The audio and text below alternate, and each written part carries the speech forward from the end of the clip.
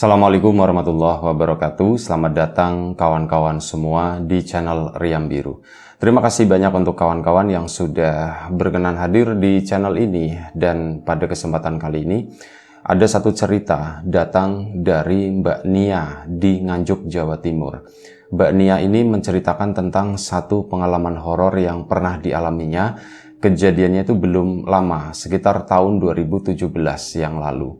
Jadi ceritanya waktu itu Mbak Nia itu sama suami baru pindah ke Nganjuk.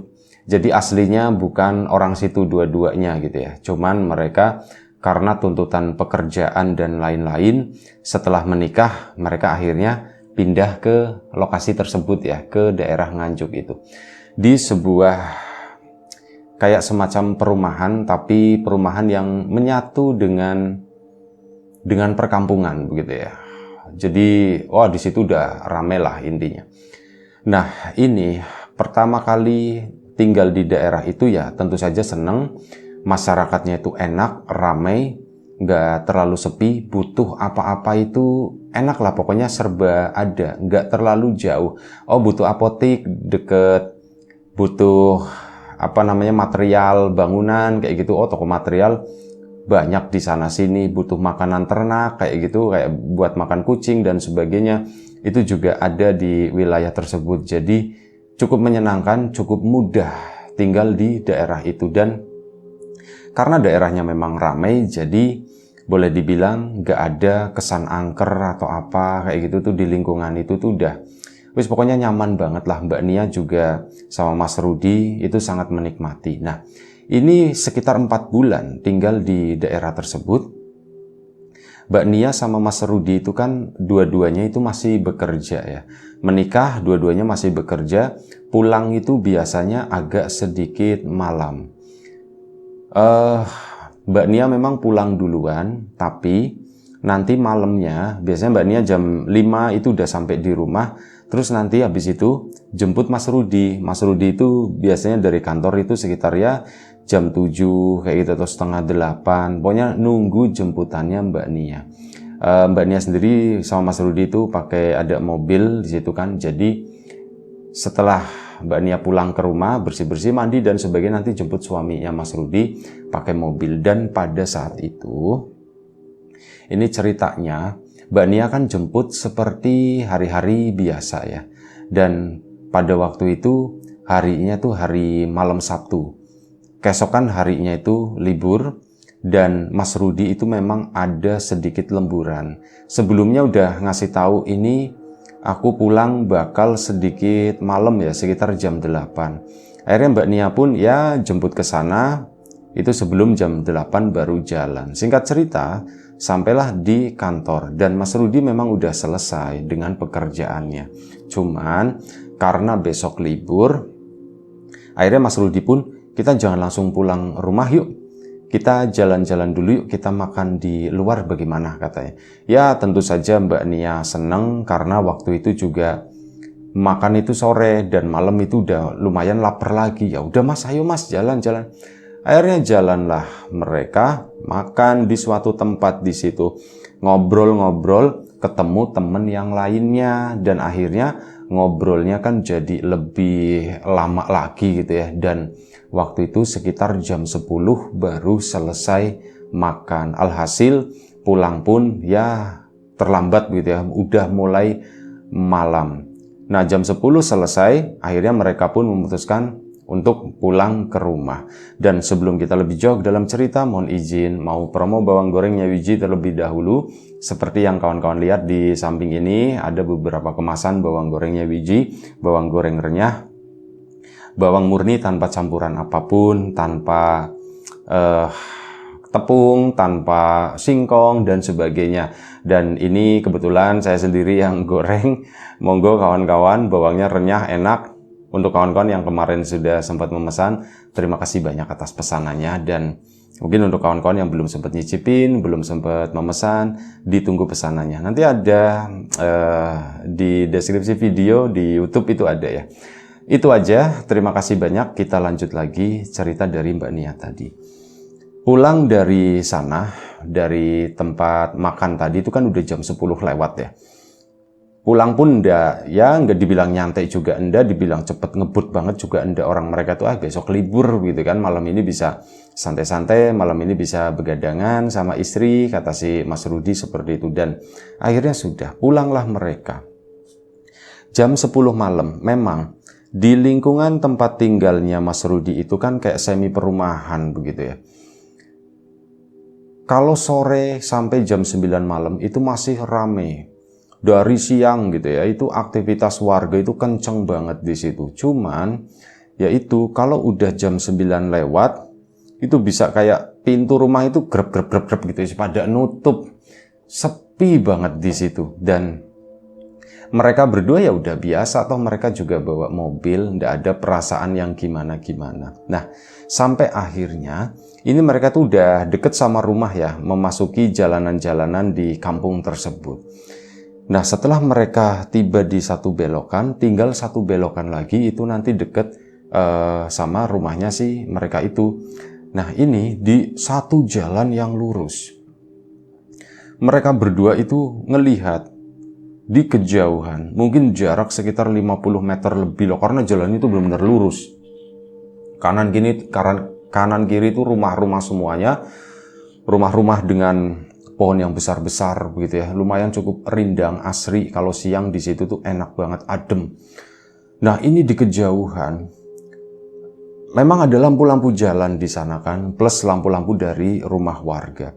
Tapi ada satu sosok yang berdiri, ini tepat di, kan biasanya lampu jalan itu nggak nyorotin rata begitu kayak ketutup pohon. Ini ada area yang gelap di jalanan tersebut. Nah, ada satu sosok berdiri di tengah jalan. Cuman berdiri begini doang, terus nanti beberapa detik ngelangkah. Berdiri doang, nanti beberapa detik ngelangkah. Jalannya pun enggang-enggong. Enggang-enggong tuh goyang kanan, goyang kiri. Kayak orang yang kakinya itu berat banget intinya gitu. Itu jalan satu langkah, nanti lama gitu ya, beberapa detik melangkah lagi. Ini adalah pemandangan yang baru pertama kali dilihat oleh Mbak Nia sama Mas Rudi selama tinggal di sana. Mbak Nia kan, Mas, itu siapa ya Mas ya gitu ya. Mas Rudi pun akhirnya apa? Berhenti dulu di jarak itu tadi, mungkin kurang lebih sekitar 50 meter ya, berhenti dulu. Lampu mobil masih nyala gitu kan, diperhatikan. Iya ya, kok jalannya di tengah jalan? Terus ini kan ada mobil mau lewat ya, kok nggak ada upaya buat minggir atau bagaimana? Karena jalannya itu sempit, kalau papasan sama mobil ya itu pas banget. Nah, ini misalkan si sosok tersebut, orang itu jalan di tengah jalan, Mas Rudi nggak bisa lewat minggir gitu, nggak bisa, pasti kena, karena jalannya itu sempit. Makanya Mas Rudi berhenti dulu di situ, diperhatikan. Itu kan satu langkah juga lama beberapa detik ya, 1 menit itu ya paling dapat 5 atau 6 langkah mungkin gitu. Lama banget ya jalannya ya, kata si Mas Rudi begitu. Iya Mas, itu siapa ya Mas ya? Kayak ibu-ibu ya Mas ya. Jadi tampilannya itu kayak ibu-ibu, mirip pakai kerudung begitu. Terus kayak pakai bajunya itu pakaian panjang daster kayak gitu ya. Cuman warnanya itu bukan warna putih kayak kuntilanak, itu bukan.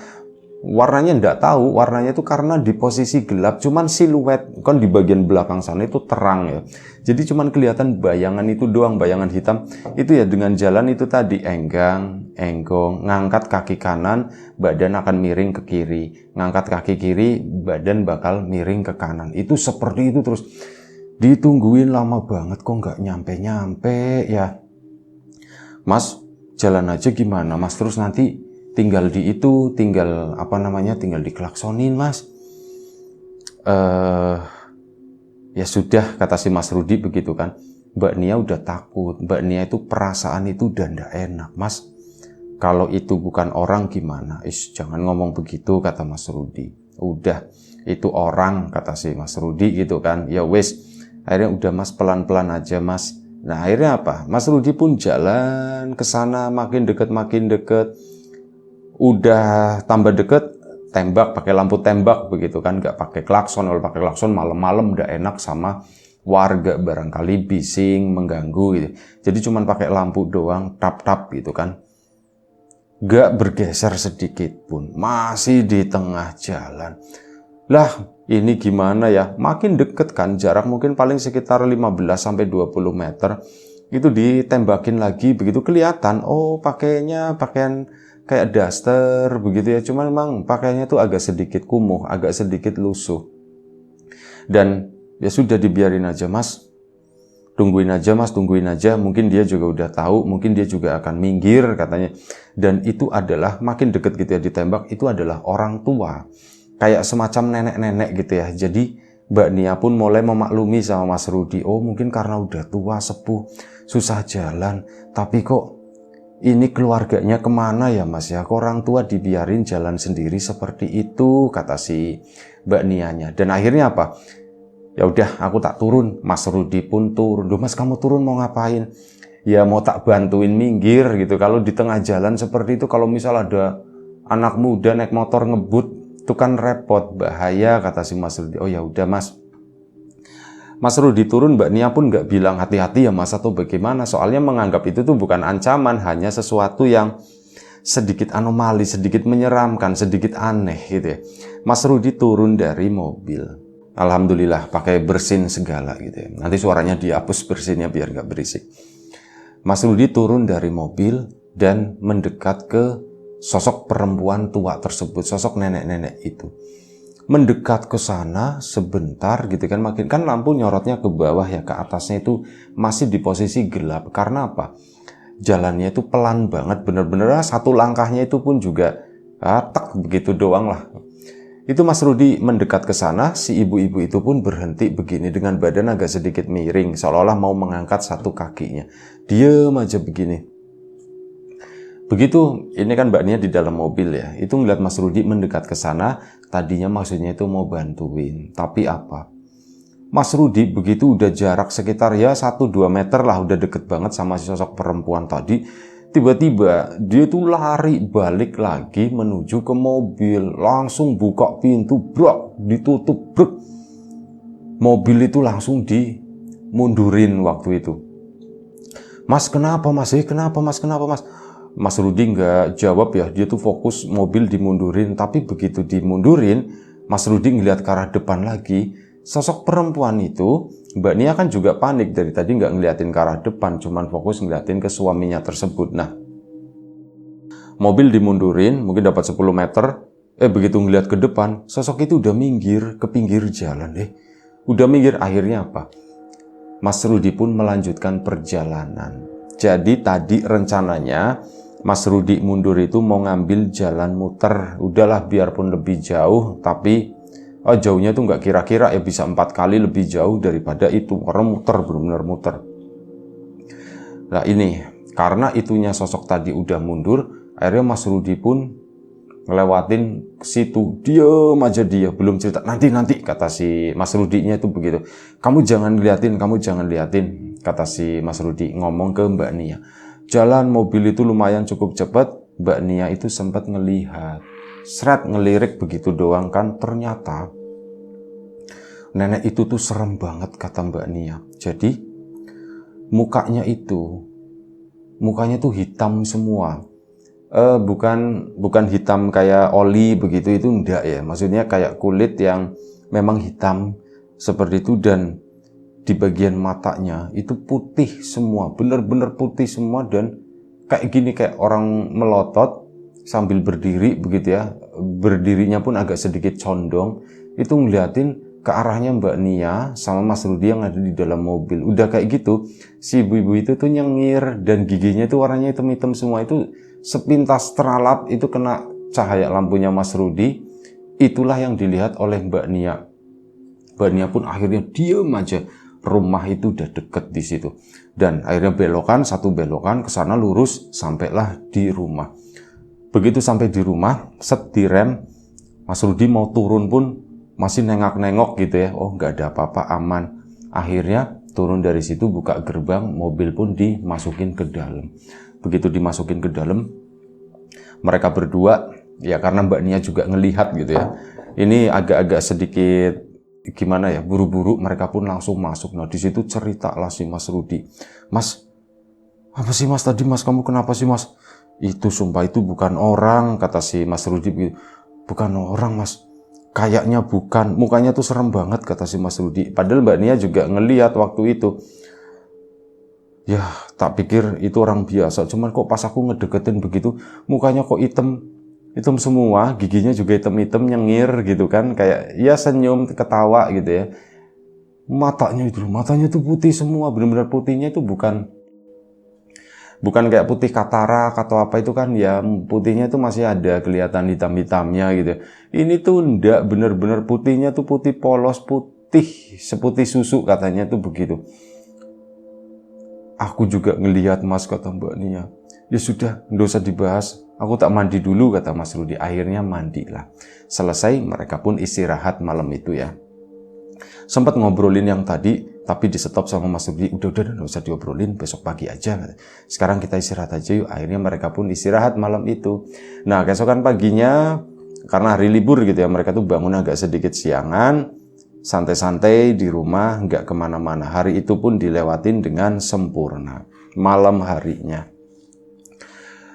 harinya mereka tuh sempat keluar. Malam minggu berarti ya. Malam minggu itu mereka sempat keluar dan memang pulang juga nggak terlalu malam. Karena kemarin takut habis trauma itu. Jam 8:30, yuk kita pulang. Akhirnya mereka pun pulang. Sampai di rumah. Nah, begitu sampai di rumah, ya malam minggu masa tidur cepet, kan gak asik kan. Jadi mereka itu santai-santai dulu, nonton TV, bercanda-canda dan sebagainya. Sekitar jam 9:30 malam, Mas Rudi, aku pengen duduk di teras di sana. Kalau malam minggu itu gak terlalu sepi, masih ada beberapa anak muda yang mondar-mandir di tempat tersebut lah. 9:30 Mas Rudi keluar, Mbak Nia pun duduk nemenin, ambil cemilan, bikin teh di sana. Ya sambil ngobrol-ngobrol, duduk di teras, di situ menikmati malam minggu dan sebagainya. Jam 10 malam, Mbak Nia itu udah mulai ngantuk. Mas, aku udah mulai ngantuk Mas. Ya sudah, sana kamu tidur, aku bentar lagi, kata si Mas Rudi. Aku masuk duluan ya Mas ya. Nah begitu Mbak Nia berdiri, dia mau masuk, tiba-tiba matanya tuh kayak ngelihat, ada yang bergerak, apa itu ya? Mbak Nia pun diem aja gitu. Sambil berdiri, Mas Rudi kan duduknya di bawah ya, gelar karpet kecil gitu. Mbak Nia itu udah posisi berdiri, lagi meluk bantal. Melihat kok ada yang jalan itu di luar halaman, di jalanan kampung tersebut. Apa ya itu ya? Mbak Nia pun geser sedikit. Mas. Ditendang-tendang si Mas Rudinya. Kenapa dong?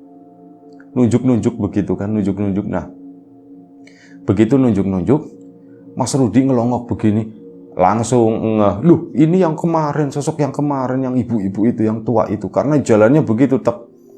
Nanti berhenti, berapa detik baru ngangkat lagi, dek, kayak gitu. Akhirnya masuklah mereka ke dalam, masuknya pun dengan cara kayak gitu, buru-buru, karpet, cemilan, teh itu ditinggalin di situ. Udah mereka masuk, tutup pintunya pelan-pelan, grep, kunci, cekrek. Mereka akhirnya di ruang tengah di sana ya. Korden semuanya ditutup. Nah, sekitar 15 menit kemudian ada suara permisi gitu. Ada suara permisi seperti itu, permisi, nyuwun gitu. Nyuwun dek.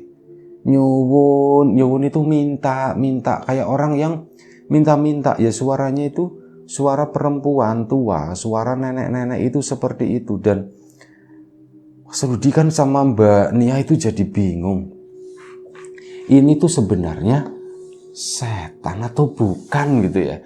Ya mikirnya tuh begitu kan, ini sebenarnya setan atau bukan, atau jangan-jangan kita itu salah. Jangan-jangan si nenek itu orang minta-minta atau bagaimana, karena udah sepuh dan gak bisa kerja dan sebagainya. Akhirnya minta-minta. Mereka jadi, Mas kamu gimana sih Mas? Ya enggak gimana, orang seperti itu, orang itu serem banget, kata si Mas Rudinya. Tapi kok itu Mas, nyuwun begitu Mas. Ya sudah, kita tunggu aja dulu gitu. Sebenarnya mereka nggak tega gitu ya, nungguin biarin ditunggu dulu gitu ya. Mereka tuh nggak tega, tapi yo itu nyuwun-nyuwunnya tuh nggak berhenti. Mas, Mbak, nyuwun. Kali ini tuh lebih detail lagi nyebutin Mas sama Mbak. Nyuwun, nyuwun, begitu terus. Dan ya akhirnya Mas Rudi pun kasihan ya, lagian udah malam begini, ya udah sebentar nyari receh waktu itu ada beberapa 5.000 lah gitu ya. Bentar, aku tak keluar dulu. Mas Rudi pun keluar tapi ya dengan perasaan takut. Mbak Nia juga sama di belakangnya ngikutin ke sana, mendekat ke arah gerbang. Dan si ibu itu posisinya menghadap ke arah ini, ke arah rumah. Cuman kali ini tuh ada yang beda. Kalau sebelumnya mukanya itu kan hitam semua ya, matanya putih. Ini tuh enggak. Mukanya tuh normal kayak nenek-nenek biasa ya, kulit coklat, mata pun mata tua seperti itu ya.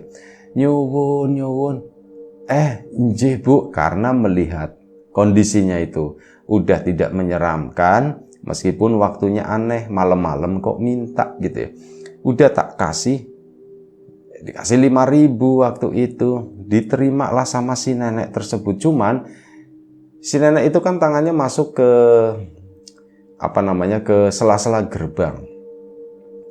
Udah masuk begini, disitulah Mas Rudi ngeliat tangan si nenek tersebut. Tangannya itu hitam semuanya, kayak tangan yang gosong kebakar seperti itu. Ada beberapa itu yang ngelupas juga gitu. Mas Rudi pun naruh begitu kan, selep. Udah si nenek itu ngeluarin tangannya dari gerbang itu. Matur nuwun, kata si mbah tadi. Nggih mbah, nggih gitu kan, kata si Mas Rudinya. Dan Mbak Nia itu masih nunggu di depan pintu di situ. Setelah itu si nenek tadi ini tiba-tiba dia tuh terbang naik ke atas begini. Disitulah Mas Rudi pertama ngelongok begini ngelewatin gerbang gitu. Mbak Nianya, Mas, masuk.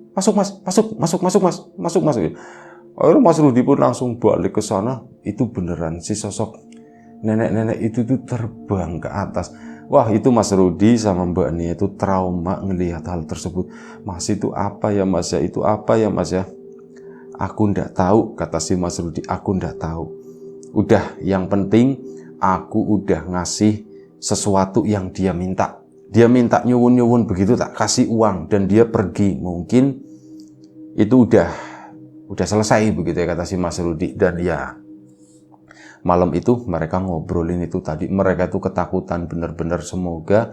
Soalnya apa? Baru kemarin itu ditemuin dan hari ini didatangi rumahnya, minta sesuatu, minta ya nggak tahu ya, pokoknya ngasihnya tuh uang, minta sesuatu. Takutnya tuh besok datang lagi, minta lagi gitu ya. Ya mereka ketakutan kan, tapi udah akhirnya sekitar jam 12 malam mereka pun tertidur.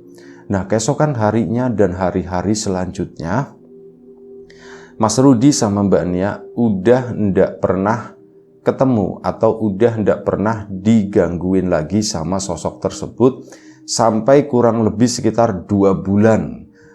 Itu aman, pulang malam pun ndak ada apa-apa kayak itu. Pokoknya selama 2 bulan itu aman lah. Bahkan Mas Rudi sama Mbak Nia itu juga udah lupa dengan kejadian tersebut. Sampai tiba waktunya, waktu itu ada acara kayak ngumpul-ngumpul temannya si Mas Rudi, dan mereka itu rencananya mau nonton. Nonton itu nggak tahu pulangnya jam berapa, tapi lumayan cukup malam. Termasuk Mbak Nia juga diajak gitu ya. Akhirnya nontonlah mereka, bukan acara lembur atau meeting atau apa, enggak, tapi acara nonton. Pulang itu udah malam. Enggak kepikiran sama sekali dengan sosok tersebut. Nah, begitu Mas Rudi memasuki kampungnya, jeng-jeng ketemu lagi di ujung jalan sana, sosok itu lagi berdiri. Dan Mbak Nia langsung, Mas, mumpung ini belum jauh gitu ya, ada pertigaan Mas, kita putar balik aja Mas. Kita putar balik, kata Mbak Nia. Iya. Akhirnya mereka pun putar balik, ngambil jalanan yang itu, yang jauh banget kayak gitu ke sana, dan akhirnya tiba di rumah dari sisi jalan sisi jalan yang lain di situ, serp, ya mereka ada ketakutan. Mas ini siap-siap, barangkali besok nyuwun-nyuwun lagi mas, ke rumah kita didatengin. Iya kata si Mas Rudi. Cuman alhamdulillahnya keesokan harinya itu udah ndak ada. Jadi nggak ada orang minta, ndak ada orang apa. Tapi ya begitu, beberapa bulan selanjutnya ketemu lagi dengan sosok itu. Pokoknya Mas Rudi sama Mbak Nia ketemu dengan sosok tadi itu kurang lebih sekitar 3 atau 4 kali dari tahun 2018 itu ya, sampai sekarang. Yang sekarangnya ini cerita dikirim tahun lalu kayaknya. Itu sampai terakhir itu udah lama banget udah nggak ngelihat lagi gitu. Dan ya alhamdulillah sekarang belakangan sih semuanya aman gitu ya. Karena Mbak Nia sama Mas Rudi juga nggak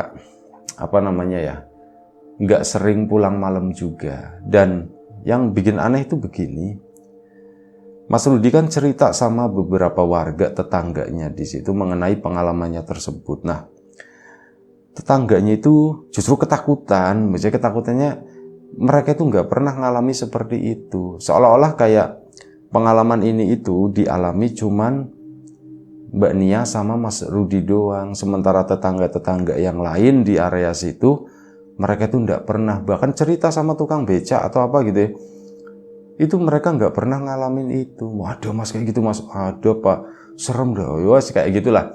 Mereka tuh nggak pernah melihat yang seperti itu. Kalau pocong, kuntilanak itu ditunjuk-tunjukin. Cuman yang jalan enggang-enggong itu, mereka tuh nggak pernah ketemu.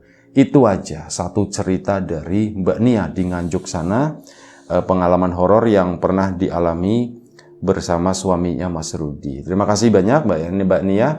Kawan-kawan di rumah juga terima kasih banyak atas support dan dukungannya apapun itu. Kawan-kawan subscriber, kawan-kawan membership, kawan-kawan yang udah kasih support dalam bentuk super thanks ke Riam Biru, terima kasih banyak. Kawan-kawan yang udah ngasih like, udah nge-share ke yang lainnya.